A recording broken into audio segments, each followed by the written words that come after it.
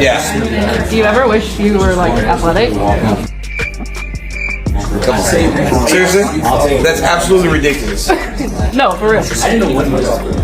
Like actually, like in your prime. Have you seen my career? Come on. But like, So disrespectful. So disrespectful. No. In my prime, I had athleticism to spare.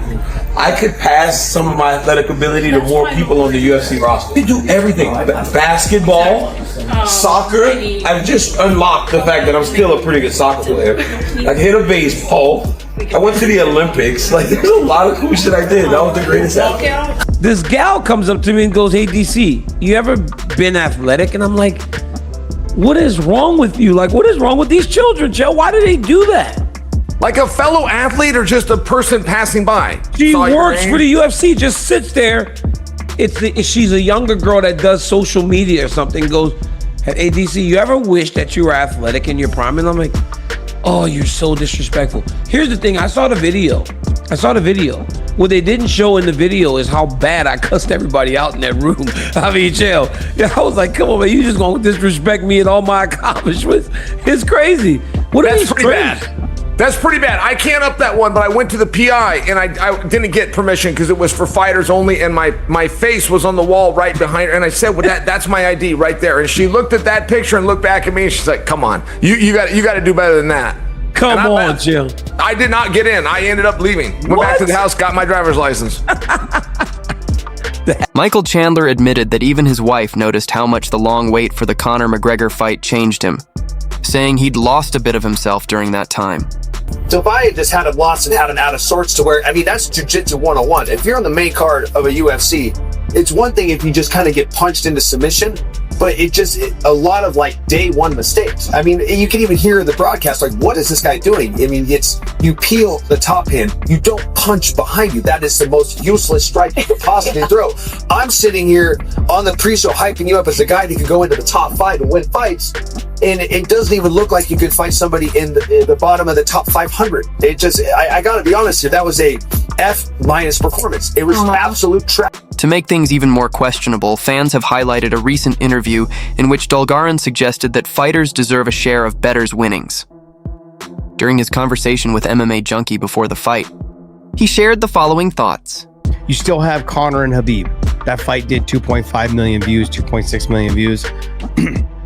I don't think that this fight would even scratch that. Maybe back in the pay-per-view days, like when it was doing well, but I don't even think it would have done those numbers. There's just too much animosity. Conor was a huge star. John's never been one to deliver. Now, are we just talking in terms of the excitement of it? Are we talking, at this moment, absolutely, it's the biggest fight to make. I don't think there's no other fight that you can make that will get this much pop at this moment in the sport. But to say that it's the biggest fight in human history, I'm gonna have to disagree. But look, I'm not saying that I'm not excited for this fight. I'm absolutely excited for this fight. If you want to put this fight together, I would love to see it. Khabib Nurmagomedov jokingly asked Islam Makhachev how he'd do against the version of himself from 10 years ago, and Islam confidently replied that he'd win by submission. Khabib couldn't help but laugh, calling it pure disrespect. Meanwhile, Jon Anik shared his thoughts on Cyril Gane's recent performance at UFC 321. Anik believes Gane was actually doing well against Tom Aspinall before that controversial eye poke ended the fight early, a moment he calls a missed opportunity. For the French heavyweight, Interview 6, Alex Pereira playfully recreated the famous clip of Mike Tyson kicking Dana White out of his airplane seat, a lighthearted nod to one of combat sport's most viral moments. Hey, I said don't bet on me unless you're paying me some percentage. I'm doing all the work. That's how I feel about it. You know what I mean? Like, I work my ass off every day. I'm trying to support a family with this. And I think they should put some type of clause, like 3 or 5% of what you make goes to the fighter. So that's how I think they should do it, because we're the ones putting our lives on the line. We're the ones, sacrificing everything, training all day long, losing a social life, all that type of stuff. So yeah, if you're betting on me, I want some of it. Reports are circulating that the FBI might be investigating suspicious betting activity linked to recent UFC fights, though nothing's officially confirmed. A viral post on X claimed the UFC was warned about unusual line movement before a fight, but decided to proceed anyway. It also alleged that more than 100 UFC bouts this year have shown irregular betting patterns. Chael Sonnen quickly shut down those rumors, saying there's no solid proof and that the UFC followed all its contractual obligations. He urged fans to let professionals handle the situation before jumping to conclusions. Meanwhile, Tom Aspinall's teammate Ante Delija faced controversy after his fight with Waldo Cortez Acosta. The bout was stopped, then restarted after officials ruled an eye poke, and Delija was later knocked out. He posted that he respects every result but not when rules are broken, and called for fairness. And lastly, Daniel Cormier revealed that he recently lost his cool with UFC staff after they asked if he wished he were more athletic. DC said he cursed everyone out, but that part never made it into the final footage. If I'm Team Gone Kenny, right, I had my athlete in the best shape, mentally, emotionally, physically, and I had already leaked the out of the dude's nose. My jab was beyond established. It was, snapping heads back like a Pez dispenser. And I got to really learn to keep my fist closed because this was a hugely missed opportunity. Alex Pereira recreated the classic video of Mike Tyson kicking Dana White out of his seat on a plane. Hey, come on. Move it. I like this seat. I like it better.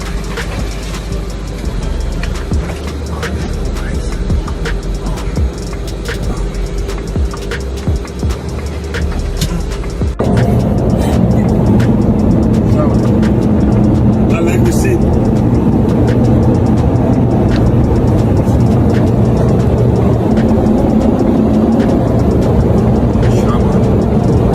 Recently, Ilia Topuria and his wife sparked breakup rumors after wiping most of their photos together from Instagram.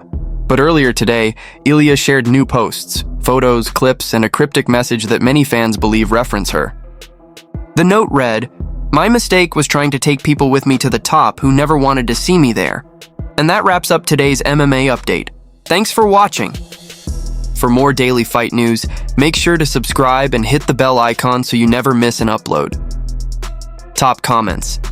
One fan joked, "Can't believe Chandler's still talking about fighting Conor." Another wrote, "Usman's record lately doesn't justify a title shot. He and Gaethje need to rethink their careers." And finally, there 100% needs to be new rules for eye pokes. Fighters get away with too many warnings. Want to be featured next time? Drop your thoughts in the comments. If you missed yesterday's update, tap the video on your screen to catch up. And me and my wife, I believe a woman's discernment in a marriage is the most coveted thing that I have in my life.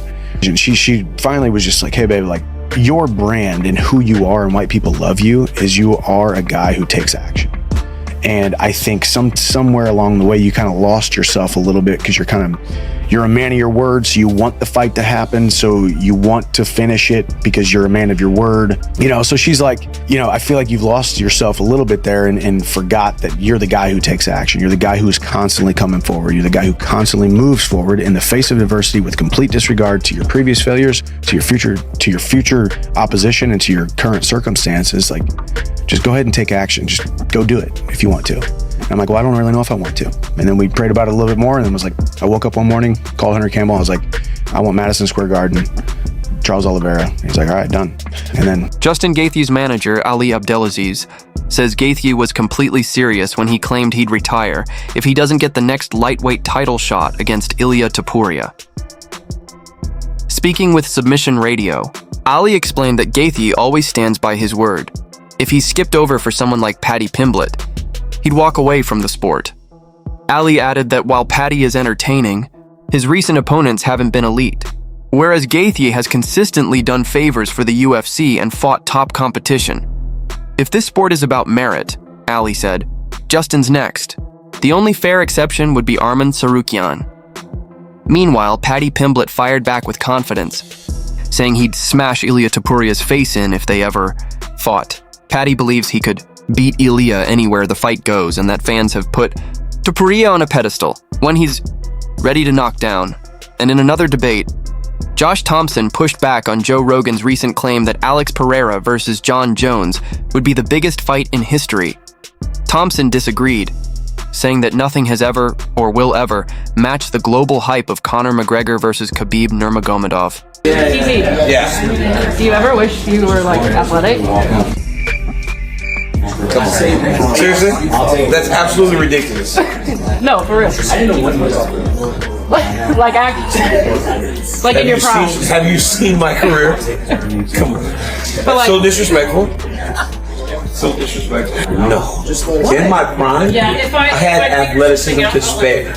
I could pass some of my athletic ability to more people on the UFC roster. They do everything. Basketball, soccer. I've just unlocked the fact that I'm still a pretty good soccer player. I hit a baseball.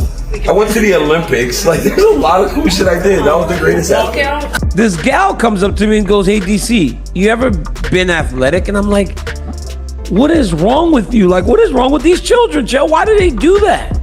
Like a fellow athlete or just a person passing by? She works for the UFC, just sits there. She's a younger girl that does social media or something. Goes, "Hey DC, you ever wish that you were athletic in your prime?" And I'm like, "Oh, you're so disrespectful." Here's the thing, I saw the video. What they didn't show in the video is how bad I cussed everybody out in that room. I mean, jail. I was like, come on, man, you just gonna disrespect me and all my accomplishments? It's crazy. That's pretty bad.